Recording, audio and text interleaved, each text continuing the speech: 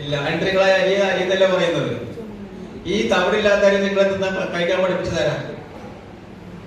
നിങ്ങൾ സുപ്രഭാതത്തിൽ കഴിച്ചതാണോ? നിലവിലുള്ള സംവിധാനത്തിൽ റേഷൻ കട വഴി വന്നിട്ടാണ് നിങ്ങൾ ഈ അരി കഴിച്ചത്?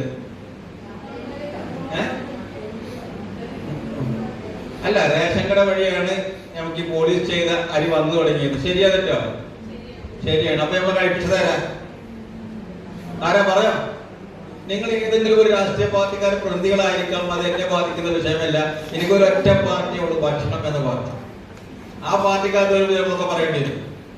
സർക്കാരാണ് നിങ്ങളെ കൊണ്ട് എന്ത് ചെയ്തത്? പോളിഷ് ചെയ്ത അരിയും അതേപോലെയുള്ള സാധനങ്ങൾ കഴിക്കാൻ ഉപദേശിച്ചത്. 100% കാർബോഹൈഡ്രേറ്റ്സ് അടങ്ങിയ ഭക്ഷണമാണ് ഇന്ന് നമ്മൾ കഴിക്കുന്ന അരി.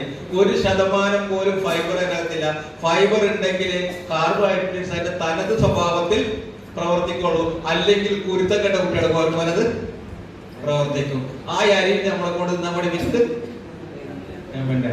അപ്പൊ ഞാൻ തിരിച്ചു ഇതൊക്കെ ഗവൺമെന്റ് ഞാൻ കുറ്റം പറഞ്ഞു എന്ന് നിങ്ങൾക്ക് തോന്നിയിട്ടുണ്ടെങ്കിൽ, ഒരു ദിവസം എത്ര ഗ്രാം അടങ്ങിയ ഫൈബറുള്ള ഭക്ഷണം നമ്മുടെ ശരീരം പ്രവർത്തിക്കാൻ വേണം?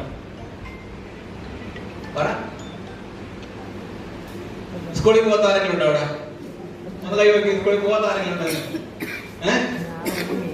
സ്കൂളൊക്കെ പോയിട്ടുണ്ട്. ഒരു മനുഷ്യ ശരീരം പ്രവർത്തിക്കാൻ എത്ര ഗ്രാം ഫൈബർ വേണം?